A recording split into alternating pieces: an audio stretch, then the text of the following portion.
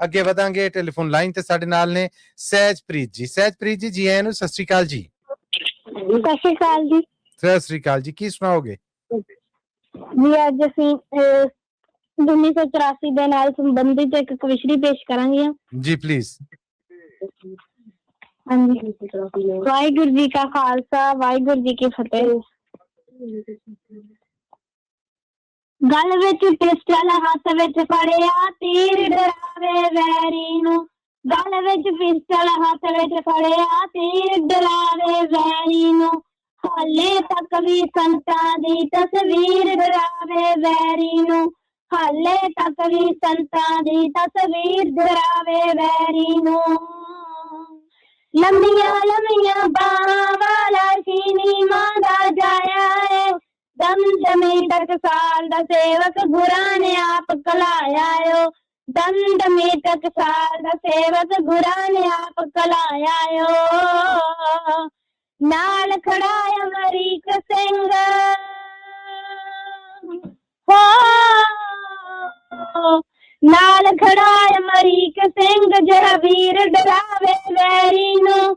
ਹਾਲੇ ਤੱਕ ਵੀ ਸੰਤਾਂ ਦੀ ਤਸਵੀਰ, ਡਰਾਵੇ ਵੈਰੀ ਨੂੰ। ਹਾਲੇ ਤੱਕ ਵੀ ਸੰਤਾਂ ਦੀ ਤਸਵੀਰ, ਡਰਾਵੇ ਵੈਰੀ ਨੂੰ। ਹੱਕਾਂ ਖਾਤਰ ਲੜਦਾ ਯੋਧਾ, ਕਹਿਣ ਕਰਨ ਦਾ ਪੂਰਾ ਸੀ।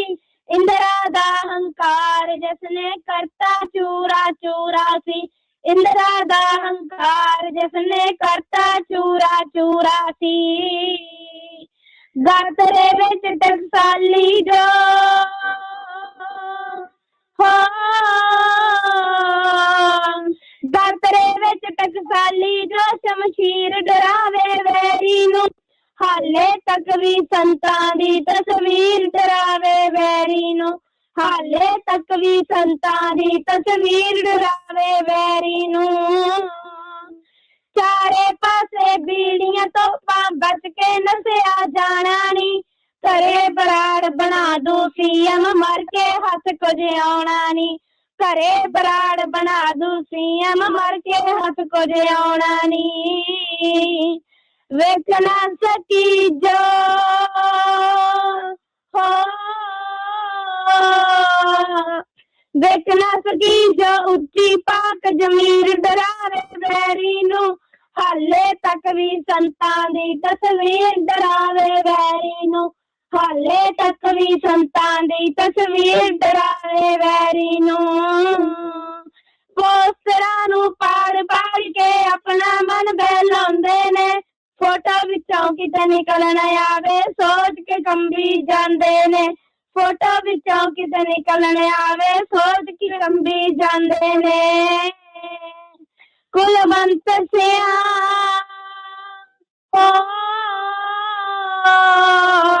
ਕੁਲਵੰਤ ਸਿਆਂ ਉਹਦਾ ਪਤਲਾ ਜਿਹਾ ਸਰੀਰ, ਡਰਾਵੇ ਵੈਰੀ ਨੂੰ। ਹਾਲੇ ਤੱਕ ਵੀ ਸੰਤਾਂ ਦੀ ਤਸਵੀਰ, ਡਰਾਵੇ ਵੈਰੀ ਨੂੰ। ਹਾਲੇ ਤੱਕ ਵੀ ਸੰਤਾਂ ਦੀ ਤਸਵੀਰ, ਡਰਾਵੇ ਵੈਰੀ ਨੂੰ। ਹਾਲੇ ਤੱਕ ਵੀ ਸੰਤਾਂ ਦੀ ਤਸਵੀਰ, ਡਰਾਵੇ ਵੈਰੀ ਨੂੰ। ਵਾਹਿਗੁਰੂ ਜੀ ਕਾ ਖਾਲਸਾ, ਵਾਹਿਗੁਰੂ ਜੀ ਕੀ ਫਤਿਹ। ਸਹਿਜਪ੍ਰੀਤ ਜੀ, ਪਹਿਲਾਂ ਤੇ ਬੱਚਿਓ ਸ਼ਾਨਦਾਰ, ਤੁਹਾਡੇ ਸਿਰਾਂ ਤੇ ਪਿਆਰ ਭਰਿਆ ਹੱਥ ਹੈ। ਬਹੁਤ ਆਲਾ, ਵੈਲ ਡਨ। ਬਹੁਤ ਖੂਬ। ਔਰ ਸਹਿਜ ਤੁਹਾਡੇ ਵਾਸਤੇ YouTube ਰਾਹੀਂ ਜਸਪਾਲ ਸਿੰਘ ਵਿਰਕ ਜੀ ਨੇ ਜਿਹੜੇ, ਉਹਨਾਂ ਨੇ ਵੀ ਸ਼ਾਬਾਸ਼ੀ ਔਰ ਤਬਕੀ ਭੇਜੀ ਹੈ। ਜਿੰਦੇ ਰਹੋ ਬੱਚਿਓ। ਹਰਦੇਵ ਸਿੰਘ ਉਤਾਲ ਜੀ ਨੇ ਜਿਹੜੇ, ਉਹ ਵੀ ਤੁਹਾਡੇ ਵਾਸਤੇ ਬਹੁਤ ਸਾਰੀ ਦਾਤ ਭੇਜ ਰਹੇ। Thank you. ਜਿੰਦੇ ਵਾਸਤੇ ਰਹੋ, ਇਸੇ ਤਰ੍ਹਾਂ ਸਿੱਖੀ ਨਾਲ ਜੁੜੇ ਰਹਿਣਾ। ਥੈਂਕ ਯੂ ਸੋ ਮਚ ਜੀ।